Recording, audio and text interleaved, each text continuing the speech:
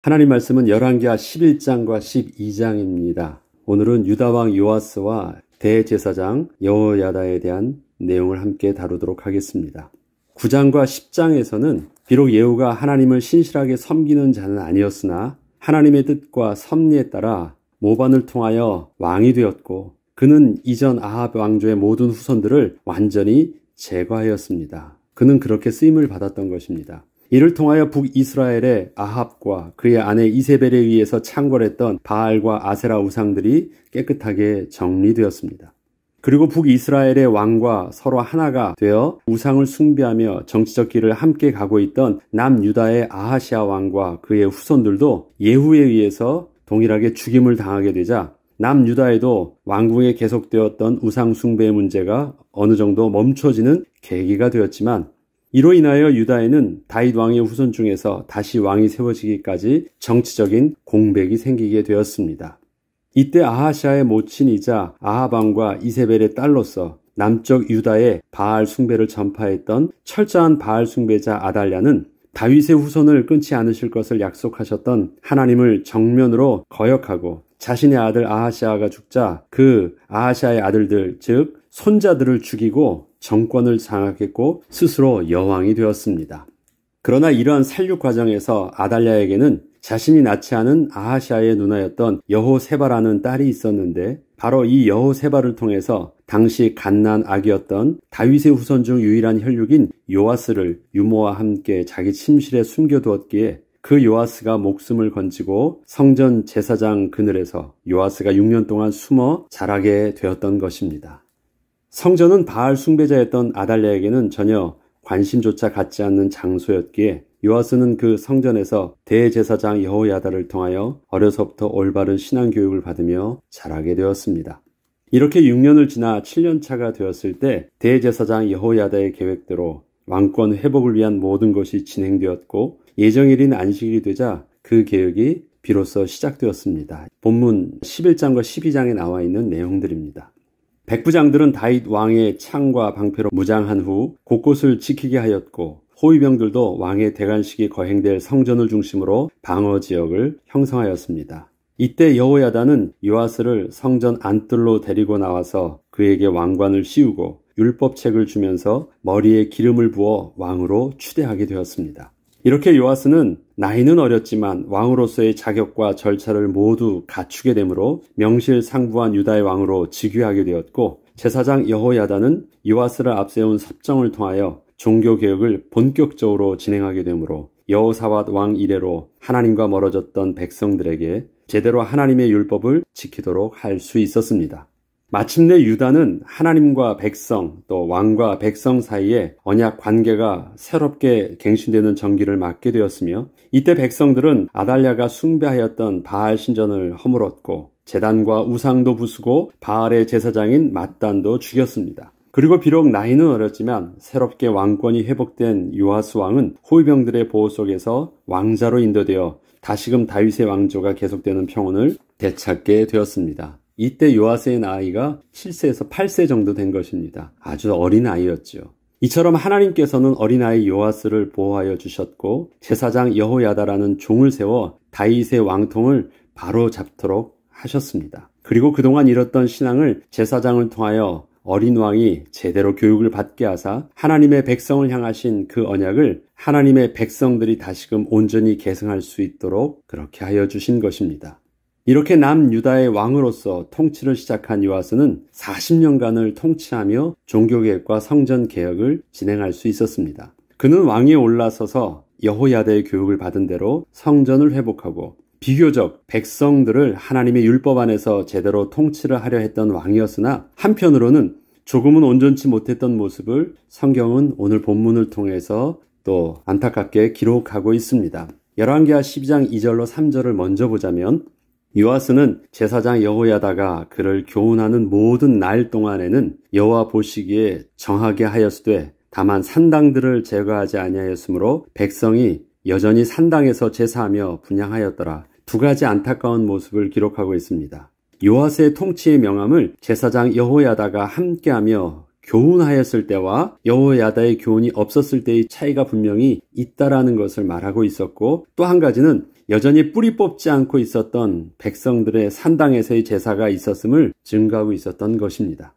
또한 12장에는 요아스가 성전의 수리를 위해서 백성들에게 헌금을 하게 하고 그 배용을 대제사장 여호야다와 제사장들이 받아서 성전 어느 곳이든지 즉시 파손된 것을 보거든 그 비용으로 즉각 수리하도록 하였는데, 그가 왕으로 23년 차가 되었을 때 이렇게 지시했던 성전의 수리 비용이 그동안 전혀 사용되지 않았던 사실을 알게 된 일이 기록되어 있습니다. 23년 동안 초기에 그냥 그렇게 하십시오라고 맡겨두었던 일들이었는데 23년 차가 되었을 때 이 성전 건축 비용이 또 수리 비용이 하나도 온전히 쓰이지 못했던 것을 알게 됐다라는 거예요. 이때 왕은 심히 노하였고 더 이상 제사장들이 성전 수리 비용을 직접 받지 않도록 했으며 성전을 수리하는 장인들에게 직접 넘겨주어 저들이 알아서 성전 수리에 필요한 물건을 사고 또 그 비용을 사용하도록 하였습니다. 왕은 일꾼들의 비용을 지금 말하면 영수증 처리도 하지 않았습니다. 계수하지 않았습니다. 어디에 어떻게 썼는지 묻지도 않았습니다. 그 이유를 성경은 이렇게 기록하고 있습니다. 저들이 성실하게 일을 하였습니다 라고 기록하고 있습니다.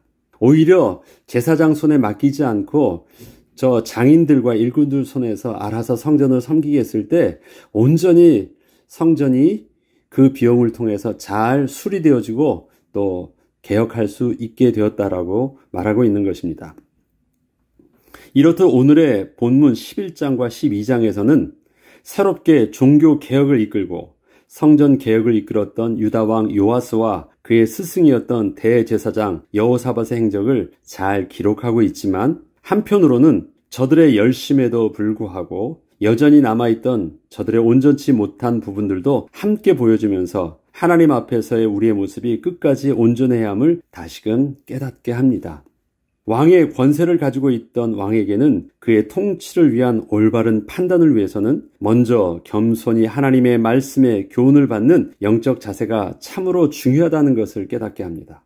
또 그리고 왕으로서의 통치의 결단력도 필요함을 증거하고 있습니다. 그것이 교훈을 받지 않았던 문제에서 일어났던 상황과 그 다음에 왕만이 할 수 있었던 산당을 제거해야 했던 상황들을 그는 온전히 감당치 못했던 문제를 말하고 있는 것입니다. 그리고 영적 지도자였던 대제사장에게는 온전히 자신의 직분에 맞는 일 이상을 또 맡아서는 안 됐음에도 불구하고 그것으로 인하여 오히려 성전 개혁에 방해가 되었던 모습을 기록하고 있습니다. 그래서 영적 지도자에게 있어서 맡아야 될 것과 맡지 않아야 될 것이 구분되어야 되는 것들도 다시금 보게 합니다. 결국 저들의 이러한 부족함과 실수들은 서로 자신들에게 주어진 직분 속에서 또 온전히 감당해야 할 사명들을 다 지키지 못하게 하므로 요아스 왕은 하나님의 말씀의 교훈을 받지 못하게 하는 일이 일어났고, 또 대제사장도 자기 직분을 온전히 감당치 못하는 일들이 일어났습니다. 이것이 결국은 남유다 왕국의 또 큰 실수로 또 오점으로 남게 되는 일이 일어난 것입니다. 이로 인하여 그의 통치 말년에는 아람왕 하사엘이 침공하자 지난날 성전 개혁을 위해서 자신이 그렇게 앞장서서 열심을 다했음에도 불구하고 하나님을 의지하는 모든 영적 배경을 무시한 채 아람의 하사엘과 정치적 타협을 모색하게 되므로 성전에 보관되어 있던 모든 귀한 것들을 하사엘에게 바치는 실수를 하게 되었습니다. 그리고 결국에는 그가 자신의 부하에게 암살을 당하는 종말을 맞게 되었던 것입니다. 그리고 여호야다는 더 이상 왕과 신실한 관계를 맺지 못하게 되므로 왕과의 신뢰 관계를 잃게 되었고, 왕은 더 이상 그의 교훈을 따르지 않게 되었습니다. 이것은 여호야다가 가르치는 내용이 틀린 것은 아니었습니다.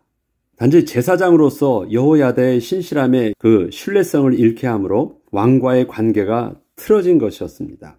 이로 인하여 왕은 더 이상 하나님의 말씀에 교훈을 받는 그 통로를 잃게 된 것이었고, 결국은 그러한 문제들이 왕으로서 그의 통치 말년이 올바른 결정을 내릴 수 없이 실패할 수밖에 없던 배경이 되었던 것입니다. 왕과 여호야다의 개인적인 모습은 바뀌지 않았어요. 그러나 둘이 서로에게 해줘야 될 그 역할들이 함께 하나 되었을 때 그것이 온전히 이스라엘 백성들을, 또 이스라엘의 나라가 하나님이 다스린 나라로서 온전히 잘 진행될 수 있었는데, 이 사단이 둘을 싹 갈라놓은 것입니다.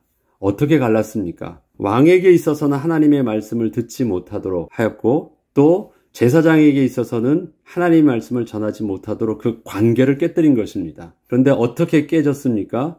제사장은 자기가 맡아야 될 것 이상의 것을 맡았고요. 왕은 자기가 확인해야 될 것을 확인하지 않았고, 또 왕은 자기가 해야 될 그 모습 속에서 반드시 들어야 될 하나님의 말씀을 듣는 그것을 또 내려놓고 영적 판단을 하지 않고 왕으로서의 정치적 타협만을, 정치적 판단만을 하게 됐을 때 크게 실수를 하게 된 것이었습니다. 그래서 하나님께서 40년 동안 사용해 주면서 그 마무리를 안타까운 마무리로 그의 일생 거의 다가 하나님 앞에 쓰임 받았지만 그의 말년의 마무리가 아름답지 못한 실수들을 그래서 안타깝게 보여주고 있는 것입니다. 하나님께서 우리에게 맡겨주신 사명이 있습니다. 역할이 있습니다. 우리는 평생 어떻게 하면 하나님의 말씀에 온전히 끝까지 집중할 수 있을까?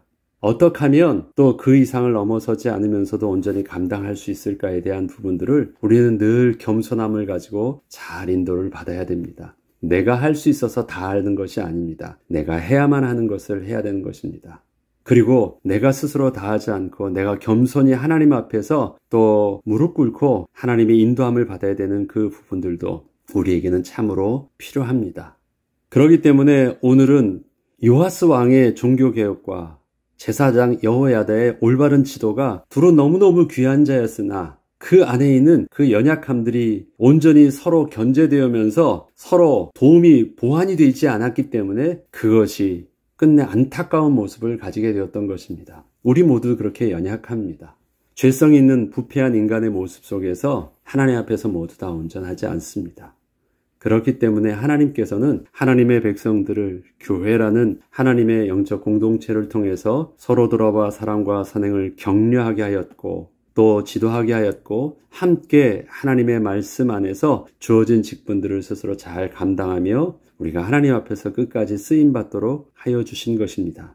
이 모습 속에서 우리의 연약한 모습들이 이 땅에서 주님 앞에서 온전히 주께서 주신 사명을 감당하는 동안 실수함 없이 잘 쓰임받도록 그렇게 인도받기를 우리가 소원하며 기도해야 되겠고 우리의 교회가 그러한 영적인 축복들을 또 영적인 이 비밀들을 온전히 간직하고 서로 주어진 직분을 잘 감당하며 섬기는 온전한 교회 모습으로 서기를 위해서 함께 기도해야 되겠습니다. 기도하겠습니다. 하나님 아버지, 참으로 귀했던 대제사장 여호야다에게도 부족함이 있었습니다. 어려서부터 갓난아이서부터 영적 지도를 배웠던 왕이었지만 그의 지도 속에서도 온전히 다 감당할 수 없었던 연약한 모습도 보게 되었습니다. 하나님, 그래서 함께 하나님의 백성에게서는 올바른 지도와 올바른 교훈을 함께 받을 수 있는 영적인 축복들을 또 만남과 교회 공동체를 통해서 함께 하여 주심을 우리가 보게 됩니다. 우리의 부족함을 하나님 앞에 겸손히 모두 내려놓게 하시고 주어진 직분을 잘 감당할 수 있는 은혜를 우리에게 함께 하여 주셔서 우리의 섬김과 우리의 사명을 감당함이 주님이 오시는 그날까지, 주님이 우리를 부르시는 그날까지 끝까지 쓰임받고 또 끝까지 하나님 나라의 회복을 위해서 또 사용되어지는 은혜가 있게 하여 주옵소서. 감사드리며 우리 주 예수 그리스도의 이름으로 기도합니다. 아멘.